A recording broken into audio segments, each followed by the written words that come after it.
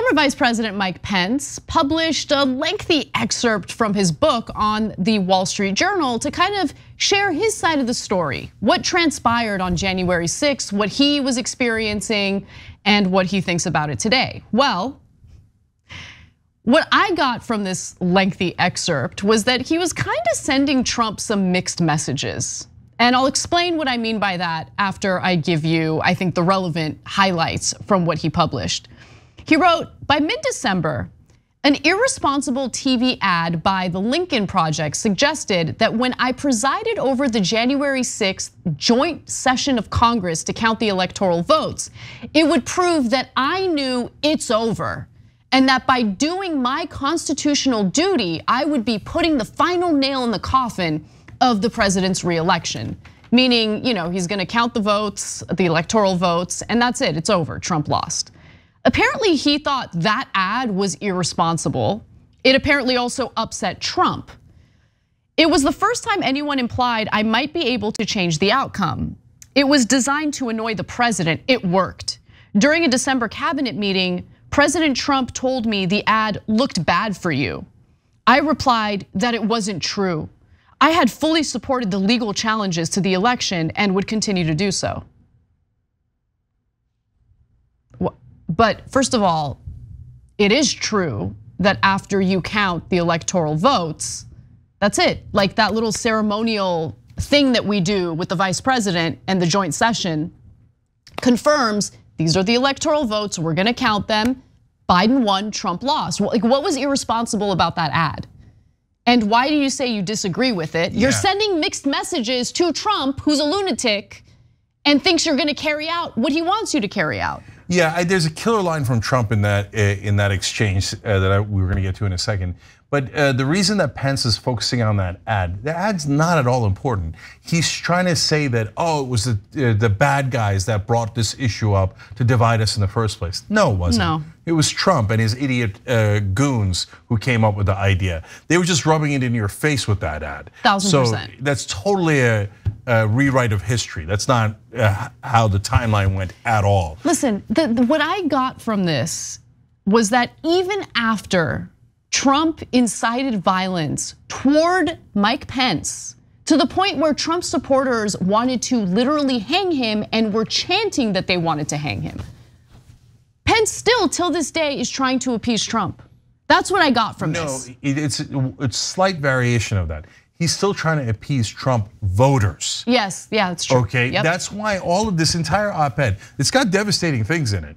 But he always couches it in like, we were right to be questioning the votes and we should have done it the right way.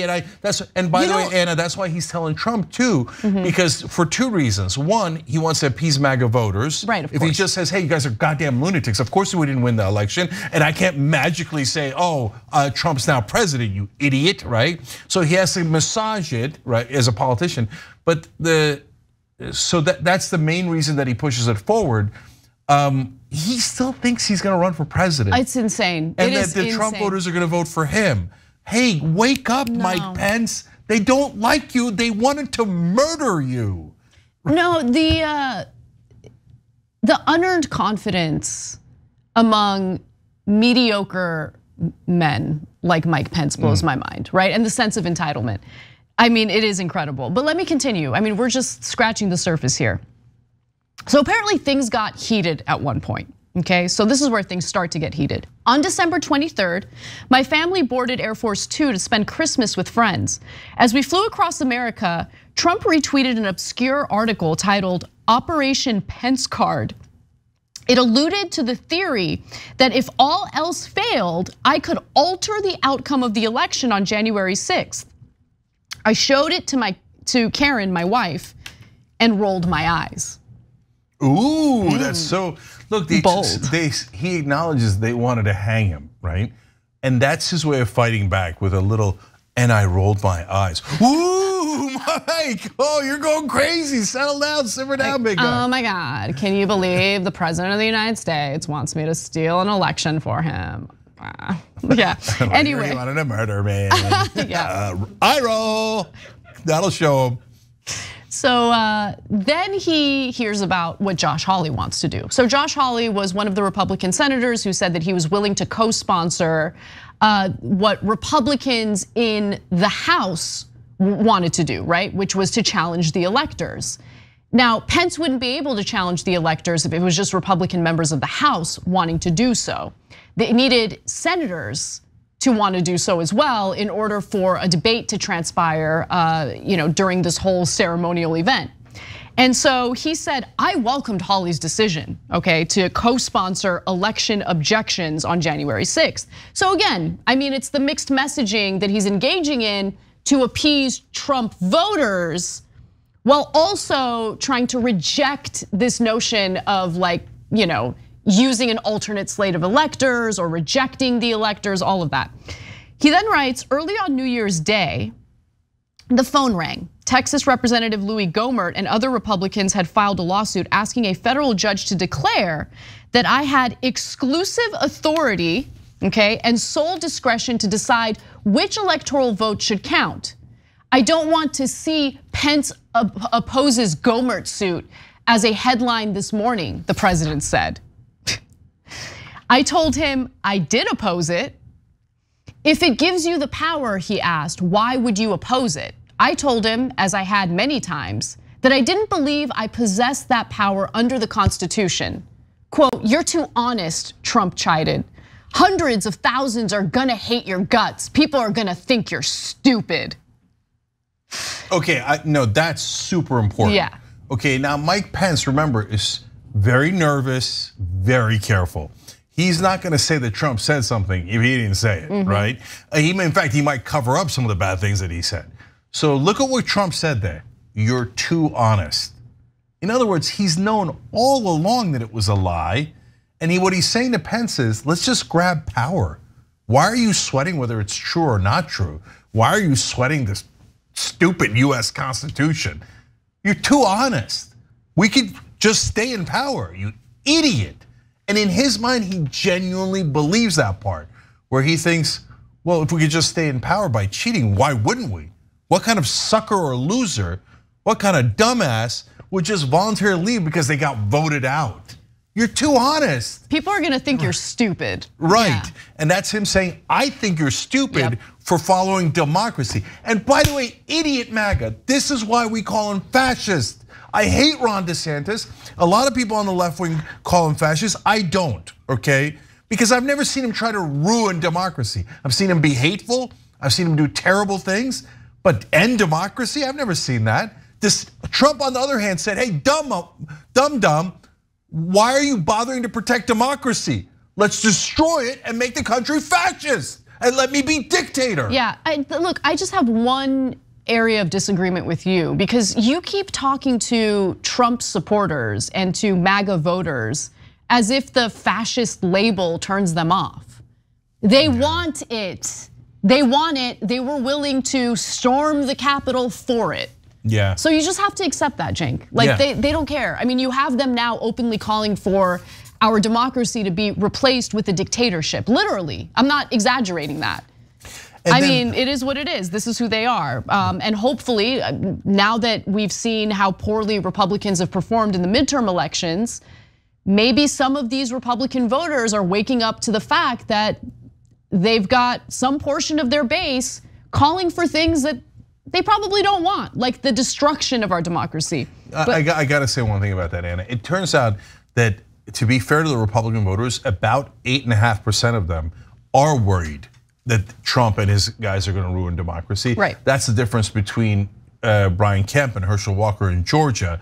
8.5 points of people going, I can't vote for the Trump guy. Okay, so apparently some Republicans were convincible. And then last thing is, in that same quote, he said, hundreds of thousands of people are gonna hate your guts. In other words, I'm going to make them hate your guts. And that's exactly what he did. It's exactly what he did. All right, final part of this that I wanted to talk about was the conversations that Mike Pence had with Eastman. That was Trump's attorney who had this political theory of the alternate slate of electors, meaning the sham electors, right? So Eastman talked to him, explained what the strategy would be.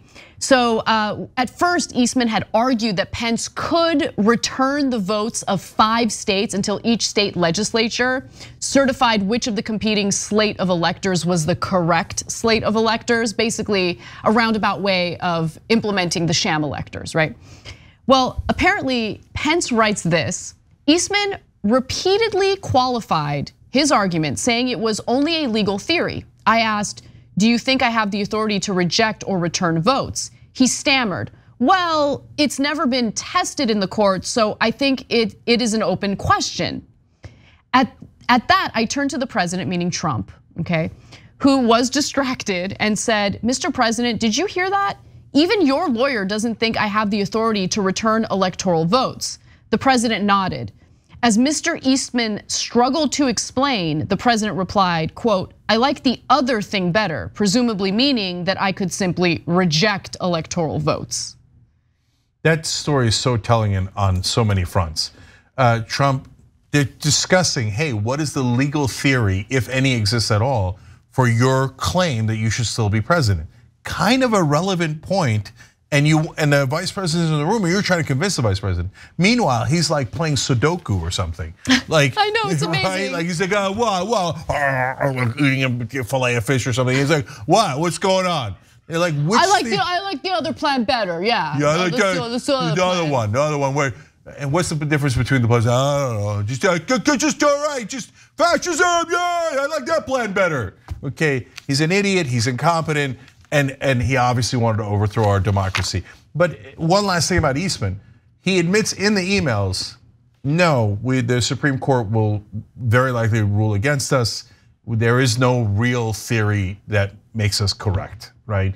And by the way, in the January 6 hearings, they showed the emails where he clearly thinks that they are wrong, but he's still going in that direction. So that's bad intent. You could actually prove intent. Yep. Merrick Garland, do you exist? I know you're like wearing Depends 24/7. You're so nervous, like, oh, what's Trump gonna say about me? Loser.